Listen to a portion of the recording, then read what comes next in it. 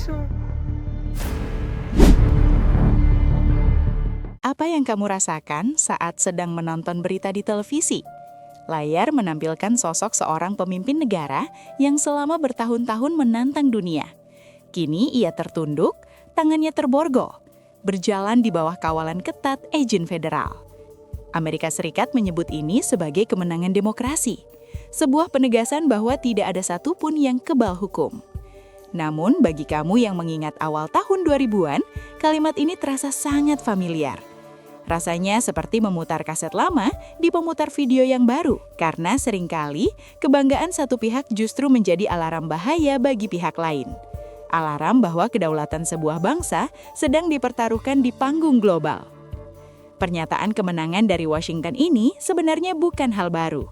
Kalau kita tarik mundur waktu, nada seperti ini pernah terdengar sangat familiar. 20 tahun lalu, dunia menyaksikan Baghdad dihujani serangan udara besar-besaran.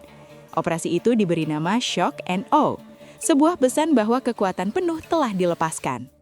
Tak lama setelahnya, Saddam Hussein ditemukan bersembunyi di sebuah lubang sempit.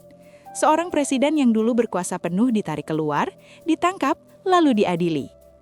Hari ini, banyak orang melihat bayangan pola yang sama. Bukan berarti peristiwanya identik, tapi cara berpikirnya terasa sangat mirip.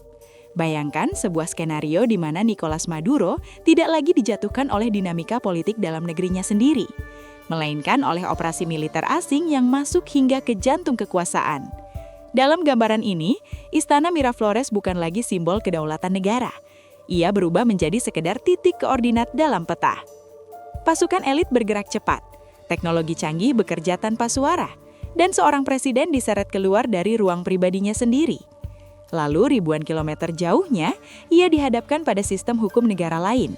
Bukan di pengadilan negerinya sendiri, tapi di tanah asing. Dua presiden, dua benua yang berbeda, dua konteks sejarah yang tidak sama. Namun mereka menghadapi satu kekuatan yang sama. Amerika Serikat, yang menempatkan dirinya sebagai hakim global. Dalam logika ini, Amerika Serikat merasa memiliki hak moral dan hukum, hak untuk menyerang, hak untuk menangkap, dan hak untuk mengadili pemimpin negara lain. Batas negara pun menjadi kabur. Kedaulatan tidak lagi diperlakukan sebagai sesuatu yang mutlak. Narasi yang selalu dibawa terdengar mulia, demi demokrasi, demi stabilitas, demi kemanusiaan. Tapi pertanyaannya sederhana. Siapa yang memberi mandat kepada satu negara untuk menjadi polisi dunia? Apakah kekuatan militer otomatis berarti kebenaran moral, atau justru membuka pintu pada kekacauan yang lebih besar? Sejarah menunjukkan operasi seperti ini jarang berakhir dengan damai. Yang tertinggal biasanya adalah negara yang porak-poranda, masyarakat yang terpecah, dan luka panjang yang diwariskan ke generasi berikutnya. Dari Baghdad hingga Caracas, dunia seperti sedang melihat cermin yang sama. Bahwa dalam politik global, yang kuat sering menulis aturan, sementara yang lemah hanya bisa menerima konsekuensinya. Dan jika pola ini terus berulang, pertanyaannya bukan lagi siapa pemimpin berikutnya yang akan dijatuhkan, melainkan negara mana yang suatu hari akan sadar bahwa kedaulatannya ternyata tidak pernah benar-benar aman. Meskipun narasi kemenangan dari Washington terdengar serupa, rincian teknis di balik penangkapan kedua tokoh ini justru menunjukkan perbedaan taktis yang sangat mencolok. Kasus Saddam Hussein dan Nicolas Maduro terlihat mirip di permukaan, namun dijalankan dengan pendekatan yang sama sekali berbeda. Saddam Hussein ditangkap melalui invasi militer skala penuh. Ratusan ribu tentara Amerika Serikat dikerahkan dalam operasi besar yang dikenal sebagai Iraqi Freedom. Langit Irak dibombardir, infrastruktur hancur, dan rezim tumbang lewat kekuatan terbuka. Baru setelah itu, Saddam Hussein ditemukan bersembunyi di sebuah lubang bawah tanah di Tikrit. Ia ditangkap dalam kondisi kotor, terisolasi, dan tak berdaya. Alasan utama invasi saat itu adalah tuduhan kepemilikan senjata pemusnah massal, yang hingga hari ini tidak pernah terbukti secara nyata. Sementara itu, penangkapan Nicolas Maduro pada awal 2026 tampil dengan wajah yang sama sekali berbeda. Bukan invasi terbuka, melainkan operasi senyap berpresisi tinggi. Operasi ini lebih menyerupai bedah militer, dilakukan oleh unit pasukan elit Delta Force dengan dukungan intelijen elektronik tingkat tinggi dan pengawasan ketat.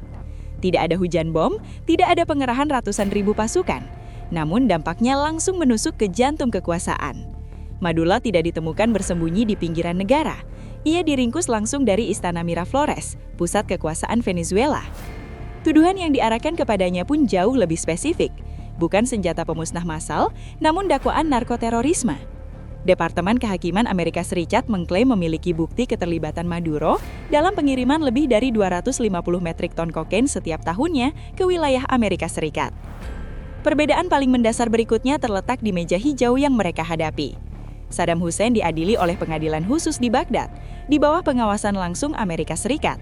Sementara itu, Nicolas Maduro kini harus menghadapi sistem hukum federal di New York. Ia diposisikan bukan sebagai lawan perang, namun sebagai kriminal transnasional. Ancaman hukumannya pun tidak main-main, minimal 50 tahun penjara hingga kemungkinan hukuman seumur hidup. Data menunjukkan dengan hadiah kepala sebesar 15 juta dolar, Amerika Serikat secara resmi tidak lagi memperlakukan Maduro sebagai aktor politik. Ia diperlakukan sebagai target kriminal paling dicari di dunia. Bukan presiden, bukan kepala negara, melainkan buruan internasional. Inilah pergeseran besar dalam wajah konflik global. Dari perang terbuka menuju operasi senyap berbasis hukum, intelijen, dan kriminalisasi. Dan dari sini pertanyaannya menjadi semakin besar. Apakah ini benar-benar penegakan hukum global, atau justru bentuk baru dominasi kekuatan dengan wajah yang lebih rapi? Di balik penangkapan ini, ada pergeseran politik yang jauh lebih besar. Dan pergeseran ini terjadi dengan sangat agresif. Di bawah pemerintahan Donald Trump yang baru saja kembali menjabat, kebijakan luar negeri Amerika Serikat berubah arah secara drastis. Pendekatannya kini jauh lebih transaksional, lebih keras, dan bersifat sangat polisial. Amerika Serikat tidak lagi menunggu konsensus Perserikatan Bangsa, tidak juga menunggu putusan Mahkamah Internasional yang mereka anggap terlalu lamban. Washington memilih jalur cepat, jalur sepi, dan jalur yang mereka kendalikan sepenuhnya. Departemen Kehakiman Amerika Serikat atau DOJ kini berperan selayaknya senjata perang, bukan dengan tank dan jet penerbangan, namun dengan dakwaan hukum dan surat penangkapan. Sebelum operasi ini terjadi, nama Nicolas Maduro sudah lebih dulu ditempatkan dalam daftar buruan kelas dunia. Hadiah kepala sebesar 15 juta dolar diumumkan secara terbuka.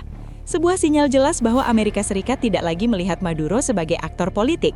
Ia diposisikan sebagai kriminal internasional, target hukum, dan sasaran operasi. Dari sinilah ekstraksi paksa itu terjadi. Cepat, presisi, dan tanpa menunggu legitimasi internasional. Reaksi dunia pun langsung terbelah. Dan garis pemisahnya sangat tajam. Rusia dan Cina mengecam keras tindakan ini. Mereka menyebutnya sebagai penculikan ilegal dan pelanggaran kedaulatan negara. Menurut mereka, ini adalah preseden berbahaya, sebuah langkah yang bisa menghancurkan tatanan hukum internasional. Namun, di sisi lain, sebagian negara Amerika Latin justru menyambutnya dengan lega. Bagi mereka, ini dipandang sebagai akhir penderitaan panjang rakyat Venezuela. Akhir dari krisis yang tak kunjung selesai, dan runtuhnya simbol kekuasaan yang selama ini dianggap kebal hukum. Dunia pun kini berdiri di dua kubu, antara yang melihat ini sebagai penegakan hukum global, dan yang menilainya sebagai bentuk baru dominasi kekuatan baru dengan wajah yang lebih rapi. Pertanyaan paling kritisnya adalah satu, apakah ini benar-benar tentang keadilan, ataukah ini hanya pengulangan skenario lama dengan nama dan kemasan yang baru? Kita sudah pernah melihat pola ini sebelumnya.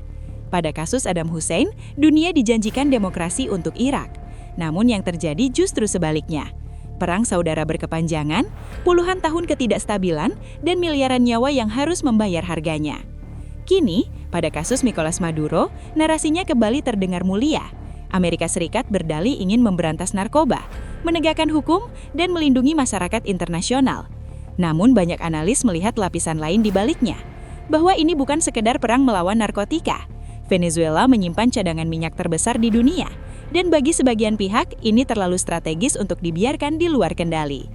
Jika seorang presiden aktif bisa diculik, dibawa ke negara lain dan diadili sebagai kriminal internasional, lalu pertanyaannya menjadi jauh lebih menakutkan. Siapa pemimpin dunia berikutnya? Apakah hukum internasional masih benar-benar berlaku? Ataukah kita sedang mundur ke era lama? Era di mana kekuatan menentukan kebenaran, di mana yang paling kuat adalah yang paling benar. Dan jika itu yang sedang terjadi, maka dunia hari ini tidak sedang bergerak maju. Ia sedang mengulang sejarah dengan risiko yang jauh lebih besar. Menurut pendapat saya, penangkapan Maduro adalah preseden yang sangat berbahaya bagi kedaulatan negara-negara di seluruh dunia.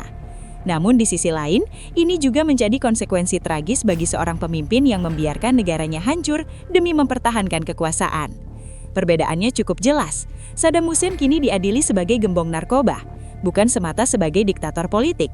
Inilah taktik hukum Amerika Serikat yang sangat cerdik, mengubah musuh politik menjadi penjahat kriminal biasa, agar dunia internasional semakin sulit membelanya. Sejarah kelak akan mencatat, apakah New York menjadi tempat keadilan benar-benar ditegakkan, atau justru menjadi saksi bisu runtuhnya hukum internasional seperti yang selama ini kita kenal. Lalu bagaimana menurutmu? Apakah langkah Amerika ini cara terbaik untuk mengakhiri kediktatoran, atau justru menjadi awal dari kekacauan global yang jauh lebih besar? Jika video ini memberi sudut pandang baru, jangan lupa klik like, bagikan ke teman-temanmu agar mereka juga tahu, dan subscribe untuk update fakta berikutnya.